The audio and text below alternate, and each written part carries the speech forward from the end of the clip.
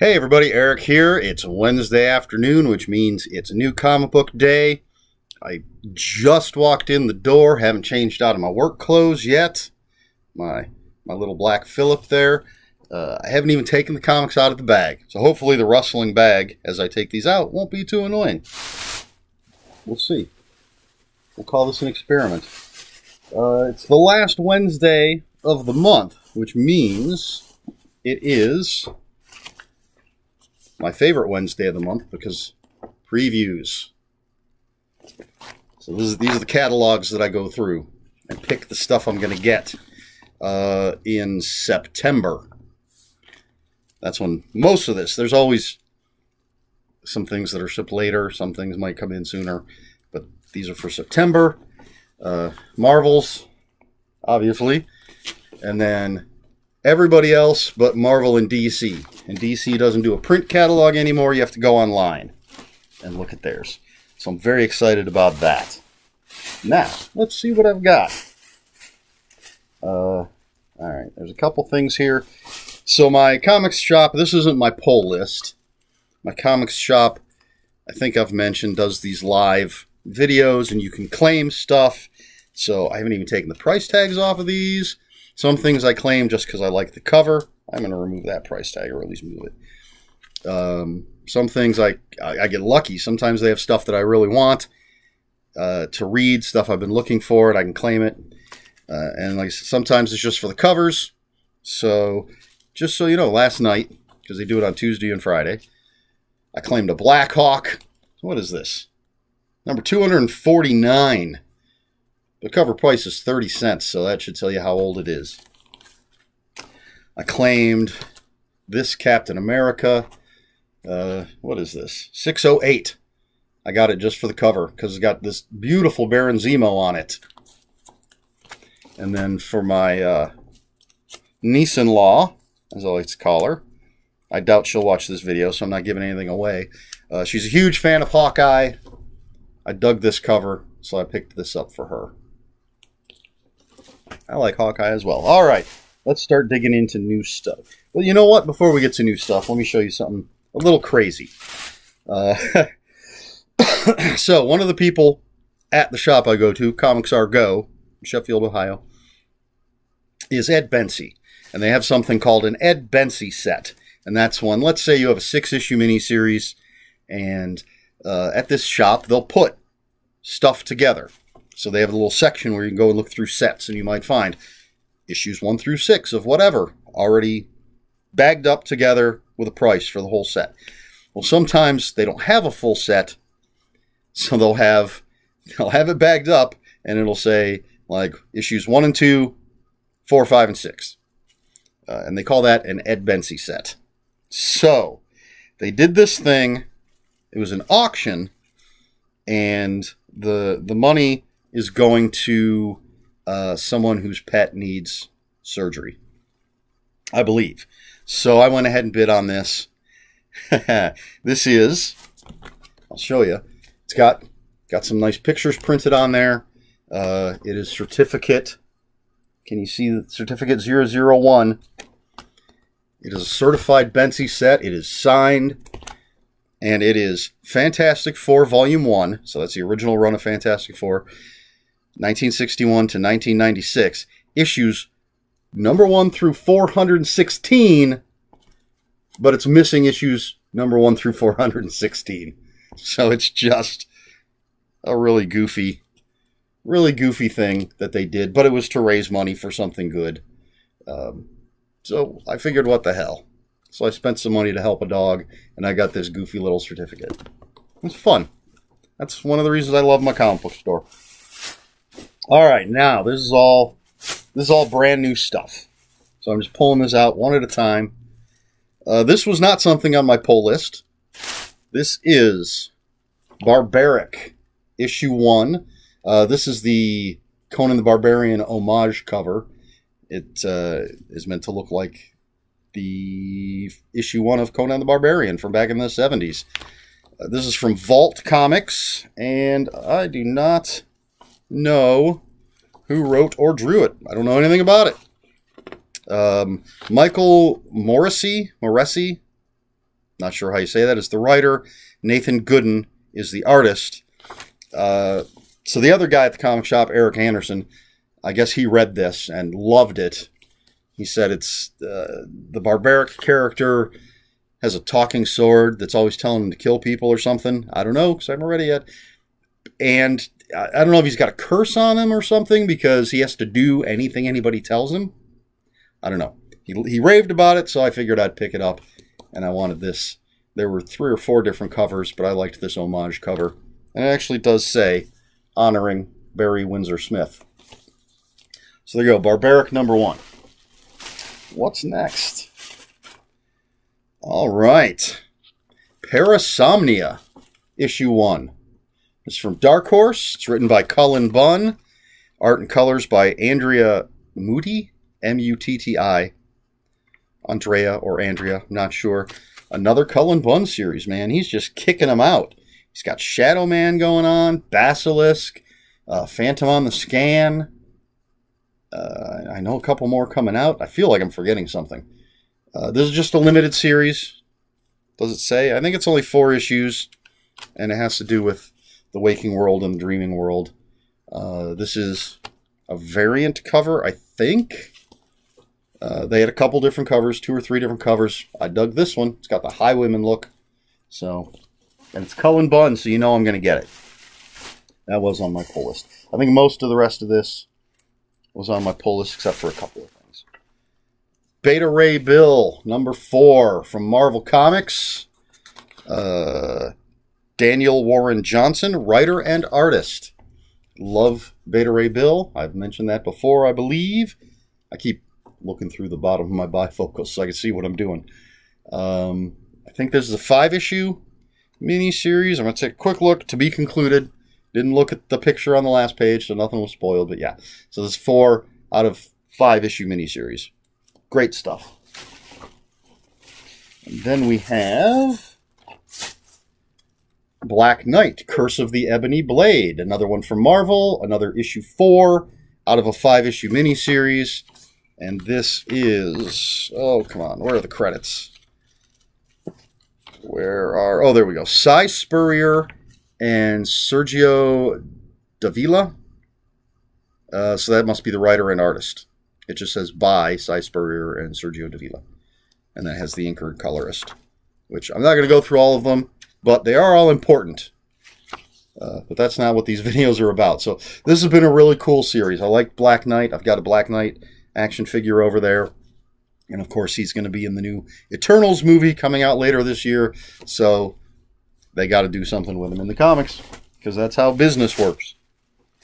And then, speaking of, this is Shang-Chi, #2. This is a new ongoing series, Shang-Chi. And I believe, I am almost certain that this is the Peach Momoko cover. Chose this one specifically because her artwork is amazing. Just look at that. It's beautiful. This has been a pretty cool series so far. I mean, it's only been 2 issues. And again, Shang-Chi has a movie coming out later this year. I want to say in September. He's always been one of my favorite characters ever since I was a youngin'. And this first storyline is Shang-Chi versus the Marvel Universe. The first issue featured Spider-Man. This issue features Captain America. There was a cover with the 2 of them on it, but again, I wanted to go with this one. Next issue features Wolverine. I don't know what's coming up after that. But this follows a limited series that last year, probably this year, earlier this year, that sort of changed some stuff with Shang-Chi, threw his world into chaos. And this is following it up. Same writer, which I did not say. Jean Luen Yang is the writer, and Dike Ruan, I apologize for butchering any names, is the artist. Dike Ruan is the artist. So, good stuff. Love Shang-Chi. I've been saying it wrong all this time.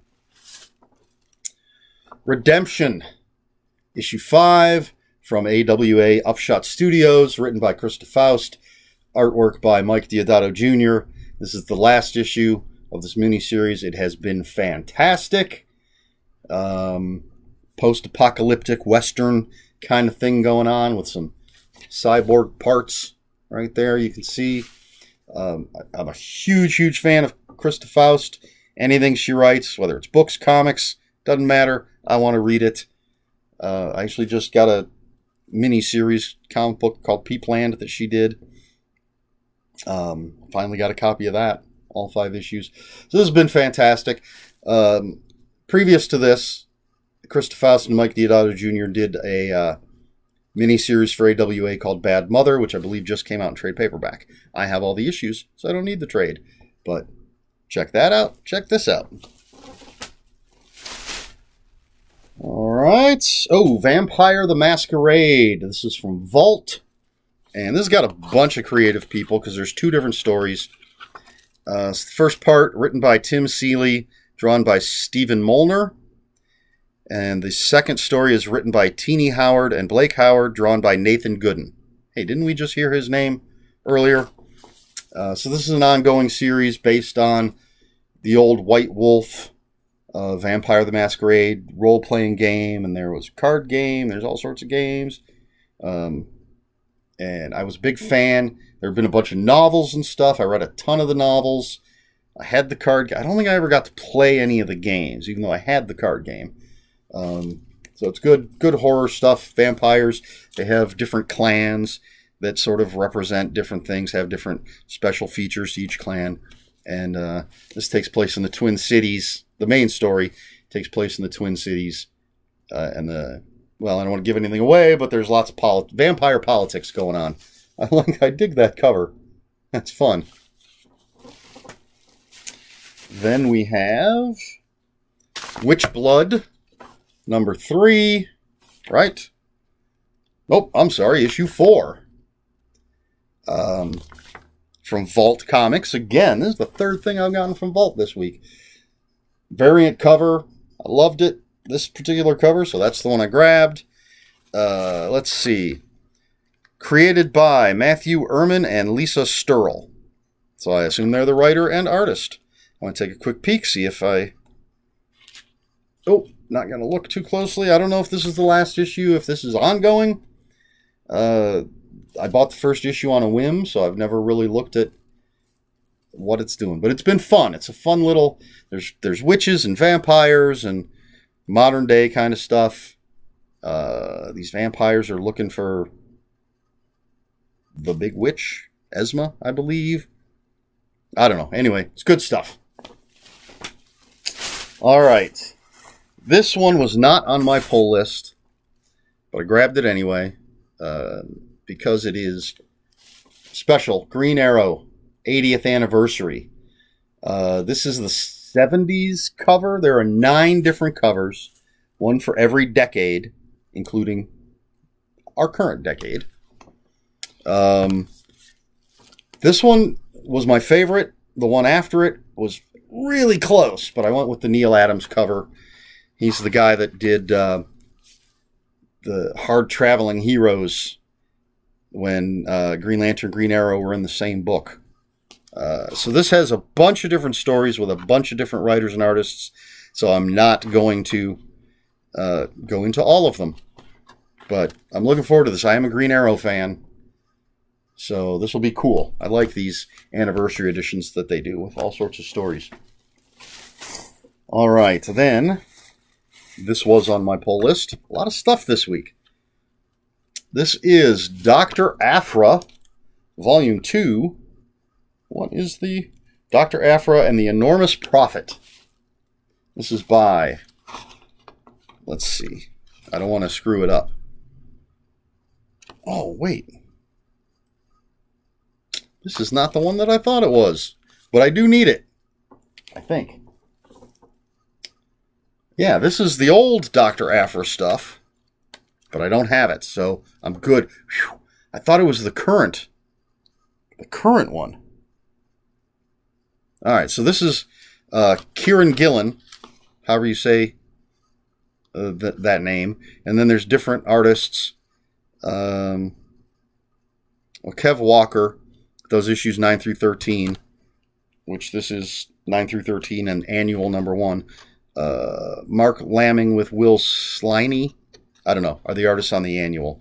So Yeah, see, I'm glad I looked at the credits, because I was going to say the wrong writer, because it's not what I thought it was, but it is something I need. So it worked out. I love Dr. Aphra. Huge, huge fan. Then we have Avengers Volume 8. Enter the Phoenix. And this is by Jason Aaron is the writer. And then, bunch of different artists. Dale Keown, however you say his name, Javier Garron, I don't know, Luca Maresca, on a bunch of different issues. This has 39 through 45. And someone is going to become the new Phoenix, I guess. I don't know. Haven't read it yet. But loved Jason Aaron's run on the Avengers. I used to get it every month. Now I just get the trades.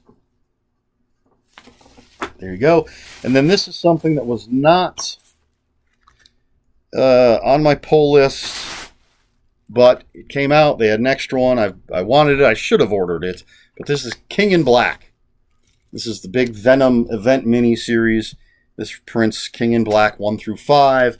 It is by, again, I better check these things first.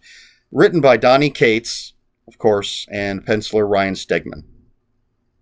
So they're the guys that have been doing the Venom run for 30-some issues now. 35th issue just came out. And this is the big, everything's sort of been leading up to this. I've already got some trades from other titles that I collect that tie into King in Black. I know I have a Spider-Woman and I think a Captain Marvel that both have King in Black issues, but this is the main mini-series.